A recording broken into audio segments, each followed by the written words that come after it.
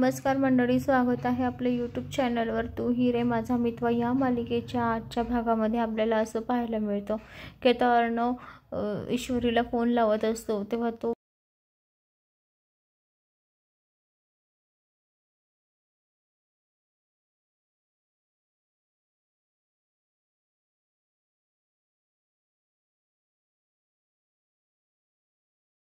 थोड्या रागारागामध्ये बोलवलंय, म्हणजे काही काम असेल तेव्हा तर ते खूप शॉक होते.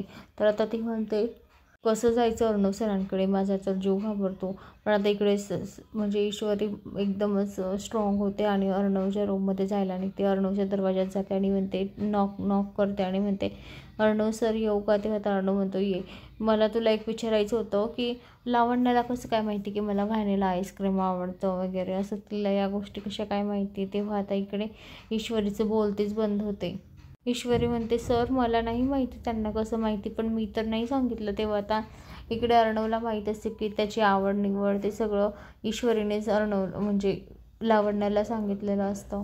अर्णव म्हणतो, मी सिंदूर हे बघा, माझ्या गोष्टी लावण्याला सांगायच्या नाही, मला काही फरक पडत नाही. तिला सांगा नको सांगू, पण तुम्ही काय सांगितलं आणि कशासाठी सांगितलं, तुमचा मोटिव्ह काय आहे याच्या मागचा, असं तो तिला विचारत असतो. तेव्हा आता म्हणजे ईश्वरी आता म्हणजे सब्जेक्ट वेगळा करत असते, म्हणजे दुसरं बोलण्याचा प्रयत्न करत असते. पण तरीसुद्धा अर्णव म्हणतो, हे बघा मी संतर, मी तुम्हाला काय विचारलं आहे त्याचं उत्तर द्या, तुम्ही रिकामा विषय नका चेंज करू.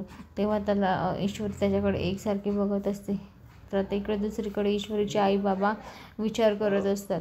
तर आता ईश्वरीचे बाबा म्हणतात की राकेशजींना मी भेटलो, तर मला असं वाटतं की त्यांना बोलावं, त्यांच्याशी बोलावं, काय विचारायचं ते विचारून घ्यायचं. तेव्हा आता ईश्वरीची आई म्हणते, हे बघा तुम्ही त्यांना अजून काही विचारू नका, कारण अजून आपल्याला ईश्वरीला विचारायचं बाकी आहे. ईश्वरी जे म्हणेल तेच आपल्याला करायचं आहे, नाही तर जबरदस्ती करून काही फायदा नाही. कारण ईश्वरीला त्यांच्या म्हणजे ईश्वरीच्या मनामध्ये त्यांचा मान हे आहे, मैत्री आहे, पण असं लग्नाबद्दल ती विचार करेल हे मला अजून काही माहीत नाही आहे.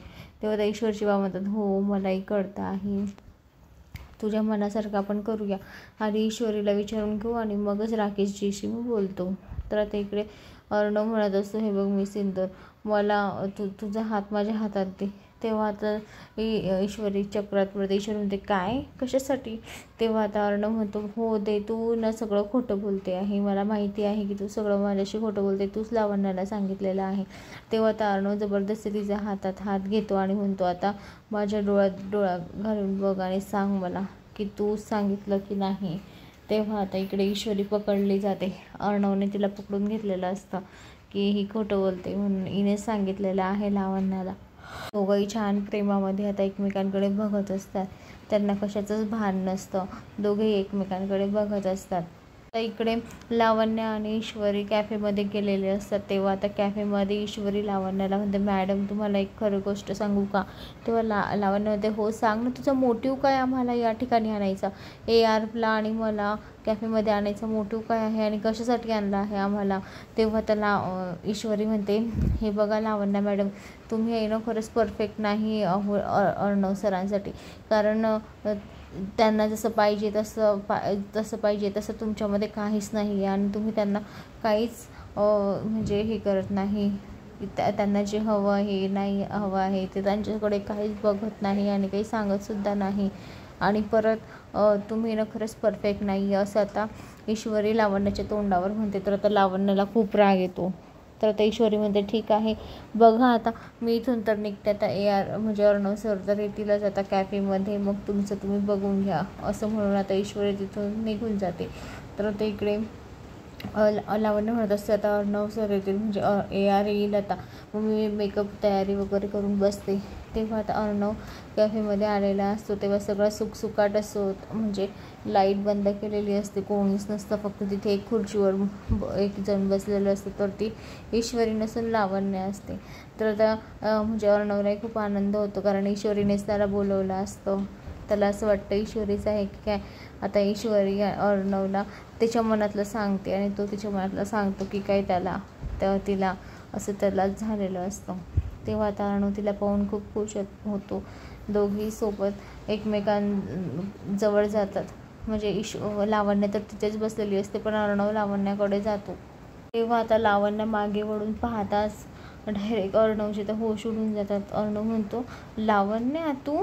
तेव्हा आता लावण्य म्हणते, हो मी.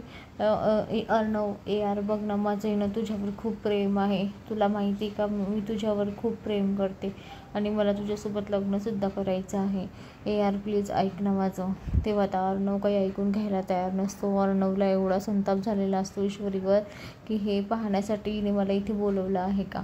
तिला तर माहिती आहे की लावण्याची जागा माझ्या मनामध्ये नाही तर पायाच्या खाली आहे आणि ती लावण्य कशी मुलगी आहे हे तिला चांगलंच माहिती आहे आणि हिने असं का केलं.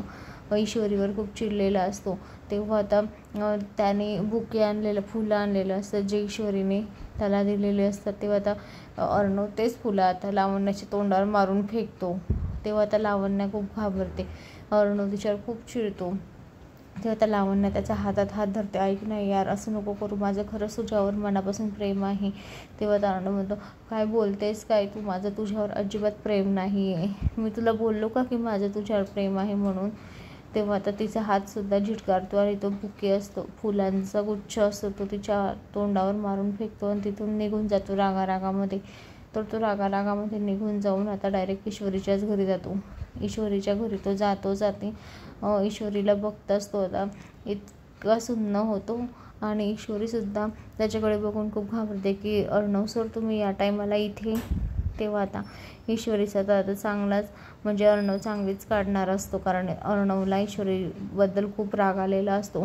ईश्वरीने कसं माझं आणि लावण्याचं ठरवून असं म्हणजे कॅफेमध्ये असं हे केलं असं तो तिला सांगणार असतो, तिला ओरडणार असतो. तर मंडळी आता पुढे अर्णव आता ईश्वरीला ओरडणार का आणि ईश्वरी घरातल्यांसमोर तिचा अपमान होईल का, इकडे लावण्यासुद्धा घरी येऊन आता गोंधळ घालेल का, हे आपल्याला येणाऱ्या पुढील भागात पाहायला मिळेल.